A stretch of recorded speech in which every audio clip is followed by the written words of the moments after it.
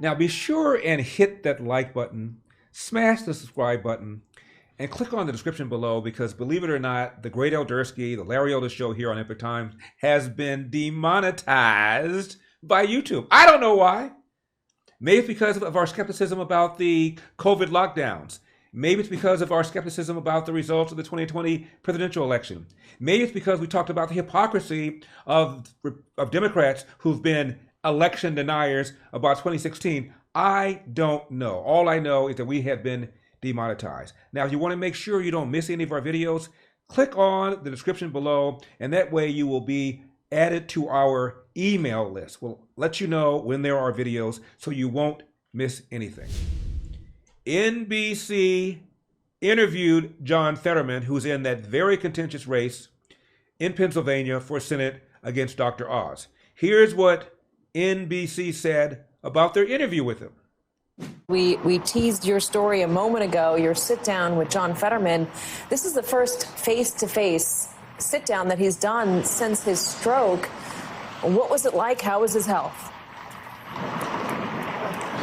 Yeah, Katie, let's just set the stage here. I mean, we are 4 Tuesdays away from voters heading to the polls here. And some folks have already submitted their mail-in ballots. I'm standing in front of the Board of Elections building where people are today, dropping off. Okay, got it. The question is, how's his health? How's his ability to reason? Their ballots. And this is, as you mentioned, the first time that Lieutenant Governor John Fetterman has sat. How's his health? How's his ability to reason? Down in person for an interview with a journalist since his stroke. Now, Fetterman has always been an unconventional candidate, but this is a particularly unconventional. Okay, got it. We're a few days away. Got it. First sit down.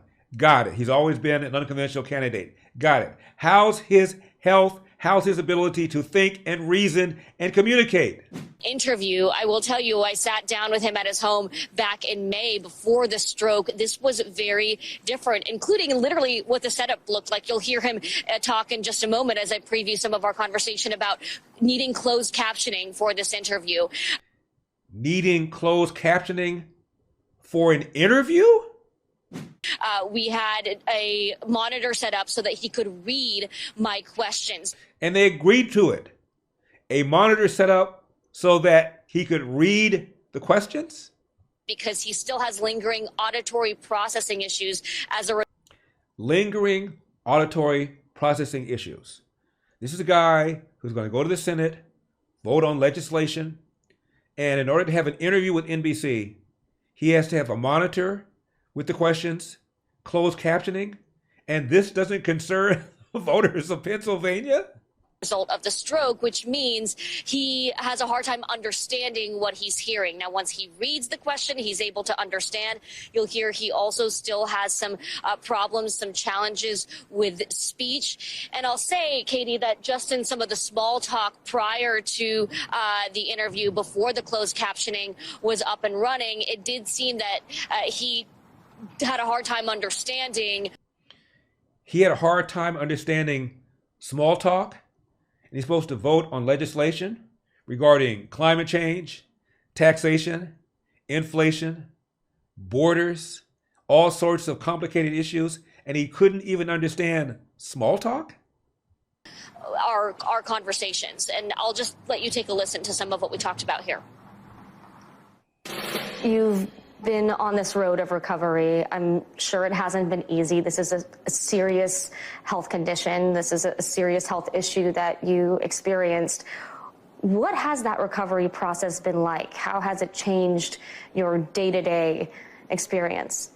It's everything. It changes everything. Yeah. Everything about it has changed. Basically having a conversation with your wife to having a conversation with your children, just things, especially early after the stroke, the ability to really understand exactly what I'm being heard but it gets much, much better where I take in a lot. But to be precise, I use captioning. So that's really the major challenge. And every now and then I'll miss a word every now and then, or sometimes I'll maybe mush two words together. But as soon as I have captioning, I'm able to understand exactly what's being asked.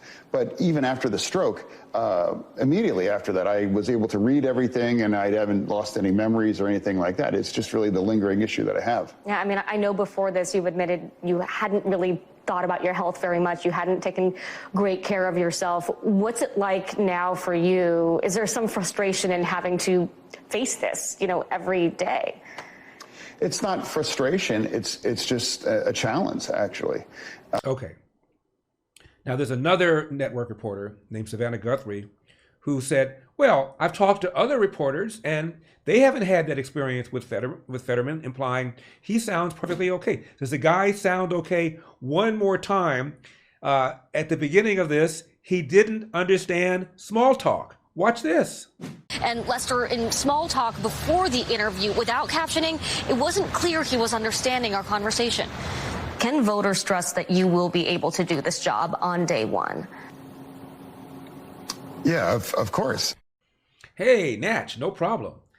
Now, this brings us to Georgia and the Senate race there, where Herschel Walker is squaring off against the incumbent Raphael Warnock. Now, it turns out Raphael Warnock's wife claimed that he ran over her foot in a car. And right now, Herschel Walker is dealing with allegations that he paid for an abortion. This is a guy who's pro-life, who's talked about the importance of fathers being in the lives of children. And so he's accused of being a hypocrite. Now, I find it awfully amusing whenever Democrats go after Republicans for their alleged moral issues. And I discussed this recently in a Hannity appearance. And regarding Raphael Warnock's videotape, that's very compelling stuff, Sean, but you and I both know there is a double standard. When a female accuses a Democrat versus when a female accuses a Republican, the media has a very different attitude. Remember Tara Reid? She's the woman who claimed that Joe Biden sexually assaulted her, and Kamala Harris even said she believed Tara Reid. Now Kamala Harris works for Joe Biden, so either she's working now for somebody she accused of a sexual assault, or now she believes Tara Reid is a liar. And you and I both interviewed Juanita Broderick, who alleged that Bill Clinton raped her, and that 2 weeks after the alleged rape, Hillary Clinton verbally intimidated her. To my knowledge, Sean, Hillary has never been asked about what Juanita Broderick said. So the double standards are just all in your face. Now, the double standards leads us to TDS. That stands for Trump Derangement Syndrome. And this gentleman had a few questions to ask of those who believe that Donald Trump is the worst human being this side of Adolf Hitler. Watch this.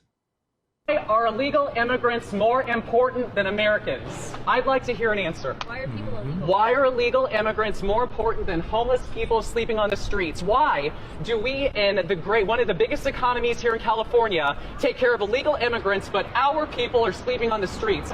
Nobody can ever answer that question. Yep. Why don't people put American citizens first, but illegal immigrants get everything? And I hope you post this. I want this to go viral because I give a damn and I care about my community and I'm going to fight for it. And I am 100% voting for Donald Trump. The Democrat Party does not put our people first. Nope. They put sanctuary cities first. They put illegal aliens first. They tax us. They tax our water. You can't even do laundry and shower on the same day. Wow. Meanwhile, President Trump is signing United States-Mexico-Canada agreement, and he's signing trade deals, and he's cutting our taxes, and he's securing the border, and he's putting our veterans first. I am proud of President Trump, and I am voting for him because he's putting the American people first, period. I think if President Trump runs for re-election in 2024, and if he gets elected, we just found his next press secretary. Now, what do we have here? We've got a MyPillow. I just happen to have it with me. Now, look at the number on your screen. Call it. There are over 100 MyPillow products. I don't think they sell whips or chains or reins. And they come in different shapes, different sizes. And be sure to use promo code Larry when you go to mypillow.com. Promo code Larry. You have the finest night's sleep of your life if you don't have a MyPillow already. And they've also got other products, such as these beautiful, soft, like you're walking on a cloud, My Slippers. They come in different styles and different colors. This is a beautiful tan color, but they come in different styles and different colors. Or did I just now say they come in different styles and different colors? But just in case you don't know, they come in different styles and different colors. And what's this? This is a Giza Dream bedsheet. Again, different sizes and different colors. The finest cotton in the world in an area in Egypt. And Mike went around the world to find the finest cotton in the world, and he found it. And this is the Giza Dream bedsheets.